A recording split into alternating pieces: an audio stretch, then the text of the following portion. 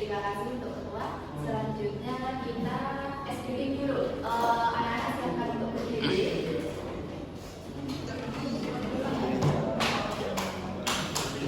Ayo yang lainnya silakan berdiri.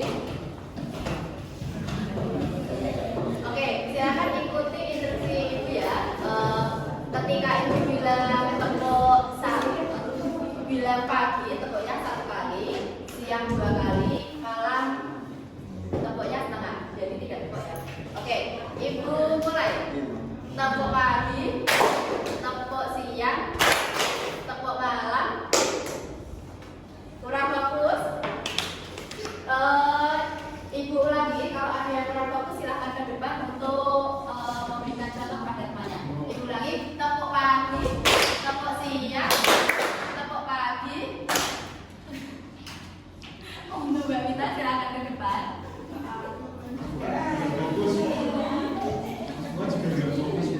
Oke, karena Mbak Mita belum fokus, silahkan Ibu kasih instruksi, silahkan ikuti ya. Untuk teman-teman silahkan ikuti juga. Tepuk siang, tepuk malam, tepuk pagi, tepuk siang. Oke, terima kasih sudah bisa fokus ya. Ya, terima kasih Mbak Dina. Oke, untuk hari ini kita mulai pembelajaran yaitu mengenai sistem pembayaran. Oke, silakan simak video ini, nanti ada tanya jawab. Paham? Hai, kamu pasti pernah belajar kan? Baik itu di pasar, mall, atau supermarket. Nah, transaksi belanja kamu itu bisa berjalan lancar karena ada yang namanya sistem pembayaran. Dengan sistem pembayaran ini, kamu diharuskan mengeluarkan sejumlah uang tertentu sesuai dengan harga barang. Uang itu juga merupakan salah satu jenis alat pembayaran yang umum digunakan di masyarakat. Eits, tapi zaman sekarang, kamu tidak perlu lagi kok bertemu dengan penjualnya. Kamu hanya bersedia klik transfer dari barang akan datang. Sekarang jadi lebih mudah ya. Penasaran kan? Kenapa sih sistem pembayarannya bisa semudah itu? Dan siapa yang akan hal tersebut? Yuk, aku akan mengajakmu mengenal sistem pembayaran. Eits, sebelumnya kamu tahu belum apa itu sistem pembayaran? Saat kamu beli barang, pasti uang kamu akan berpindah ke penjual kan? Nah, sistem yang berkaitan dengan pembelian sejumlah nilai uang dari satu pihak ke pihak lain, ini yang disebut sistem pembayaran. Di Indonesia, otoritas yang bertanggung jawab untuk melaksanakan dan mengajar sistem pembayaran itu Bank Indonesia loh. Tahukah kamu, tanggapan Bank Indonesia dalam sistem pembayaran untuk perekonomian negara? Bank Indonesia tentunya mempunyai berbagai peran istimewa yang tidak dimiliki oleh bank lain. Jika selama ini kita sudah mengenal bank sebagai perusahaan penyedia berbagai produk keuangan seperti tabungan, kartu kredit, hingga memberikan KPR, maka Bank Indonesia adalah bank sentral milik Republik Indonesia yang fokus untuk memelihara keseimbangan nilai mata uang rupiah. Untuk membahas lebih lanjut, mari kita simak informasi menarik tentang berbagai peran Bank Indonesia pada sistem pembayaran nasional berikut ini. Yang pertama, regulator, di mana Bank Indonesia memastikan jika semua proses pada sistem pembayaran dapat berjalan lancar. Contohnya, peraturan Bank Indonesia atau BPI nomor 14/2003 dan PP 2012 tentang transaksi dana.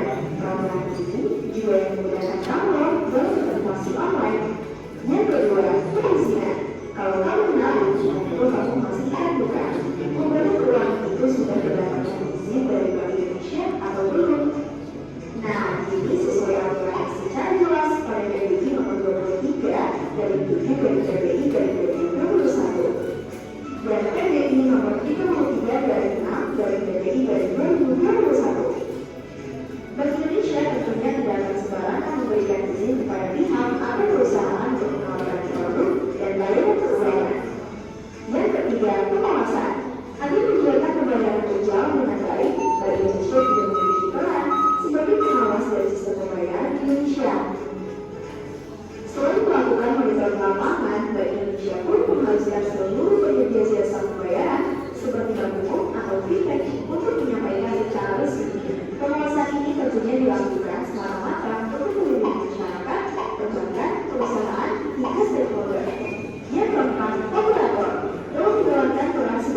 penyelenggara atau operator memiliki tanggung jawab antara lain menyelenggarakan sistem BIRTGS dengan menerapkan prinsip efisien, cepat, aman, dan handal. Sistem BIRTGS itu muara seluruh penyelesaian transaksi keuangan di Indonesia loh. Nah, yang kelima, fasilitator. Agar penyelenggara sistem pembayaran semakin aman dan efisien, Bank Indonesia memfasilitasi pengembangan sistem pembayaran oleh industri yang bergerak dalam bidang jasa keuangan. Bank Indonesia akan juga melakukan transaksi-transaksi lain seperti operasi pasar terbuka, menyelesaikan tagihan, serta transaksi-transaksi yang berkaitan dengan rekening pemerintahan dan berbagai keuangan internasional yang ada di Bank Indonesia.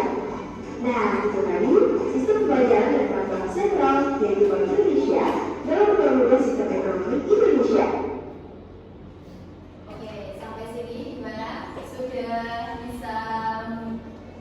Sudah bisa dipahami? Sudah. Serius? Sudah. Oke, kita ulangi dengan materi sedikit ya.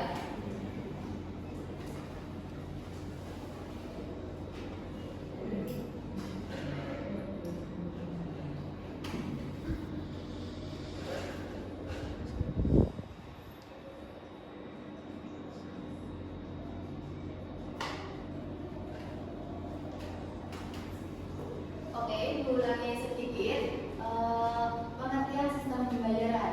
Sistem pembayaran ini adalah sistem yang mencakup seperangkat aturan, lembaga, dan mekanisme yang digunakan untuk melaksanakan pemberian dana guna memenuhi suatu kewajiban yang timbul dari sesuatu kegiatan ekonomi.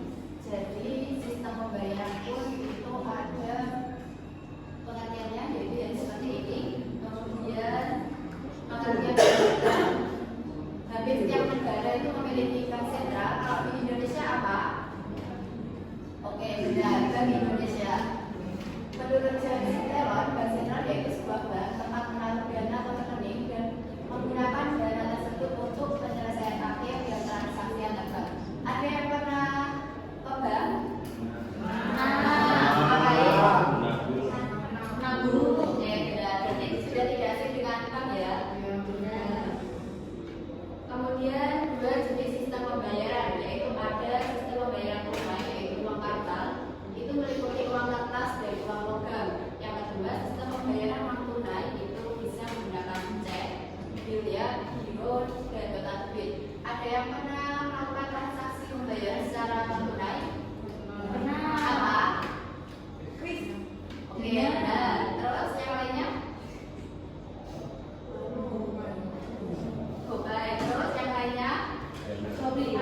Oke, berarti ini sistem pembayaran secara non tunai itu ada manfaatnya ya, memudahkan kita untuk bertransaksi tanpa harus menggunakan uang kertas dan uang logam. Selanjutnya peran Bank Indonesia dalam sistem pembayaran, yaitu ada regulator, kemudian ada pemberian izin, ada pengawas, ada operator, dan fasilitator. Oke. Materi sudah selesai Ibu ulangi. Selanjutnya yaitu tanya jawab. Sudah siap dengan tanya jawab? Sudah. Oke, pertanyaan yang pertama, silakan untuk anak-anak mendengarkan. Kemudian kalau bisa jawab silakan menjawab ya. Pertanyaannya, peran Bank Indonesia dalam sistem pembayaran itu apa? Silakan. Saya Bu. Oke, untuk Mbak Ika silakan. Bank Indonesia dalam sistem pembayaran yaitu sebagai regulator, pemberian izin, pengawas, operator, dan fasilitator. Terima kasih. Untuk teman-teman silakan memberikan apresiasi kembali.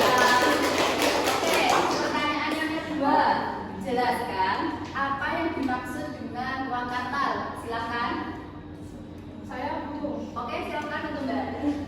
Oh ya, di sini pengertian dari uang kartal yaitu adalah uang fisik dalam bentuk koin dan uang kertas yang digunakan dalam transaksi sehari-hari, yang mana uang kartal ini digunakan untuk transaksi langsung dan tunai. Oke, terima kasih. Tepuk tangannya untuk saudara Adel. Oke, selanjutnya pertanyaan yang ketiga. Uraikan apa yang dimaksud dengan uang giral. Silakan. Oke, silakan Mbak Okta. Itu sok-sok. Uang giral tidak memiliki bentuk fisik. Penggunaannya uang kartal digunakan untuk transaksi langsung dan tunai, sedangkan uang viral digunakan untuk transaksi non tunai dan perbankan. Oke, terima kasih. Silakan untuk memberikan oplos kepada Oke, untuk pertanyaan yang terakhir, ini pertanyaan yang sangat simpel, tapi jawabannya sangat panjang. Oke, pertanyaannya, sebutkan syarat-syarat uang. Silakan. Oke, Mbak Lenita. Syarat-syarat uang yang pertama, diterima oleh umum yang mempunyai arti masyarakat bisa menerima benda tersebut sebagai alat tukar untuk melakukan transaksi. Yang kedua, uang harus mempunyai sifat yang tahan lama dan tak mudah rusak sehingga bisa bertahan lama saat beredar di masyarakat. Kemudian tiga, uang yang harus mudah untuk disimpan serta mempunyai nilai yang tetap maupun stabil. Empat, uang wajib memiliki sifat yang mudah dipindahkan ketika beredar di masyarakat karena uang harus digunakan dalam kegiatan transaksi. Yang kelima, mudah untuk dibagi dan dipecahkan tanpa mengurangi nilai asli dari uang tersebut. Yang keenam, jumlah serta ketersediaan uang harus mencukupi kebutuhan masyarakat. Yang ketujuh, tidak mudah untuk dipalsukan. Oke, terima kasih. Bagaimana? Jawaban sudah bisa dipahami anak-anak? Oke, tepuk tangan dulu untuk Mbak Lenita. Oke, karena materi hari ini sudah selesai. Sampai di sini ada yang dipertanyakan? Jawabannya sudah paham ya? Oke, materi hari ini sudah selesai. Minggu depan sudah siap puas ya? Sudah siap ya? Insya Allah.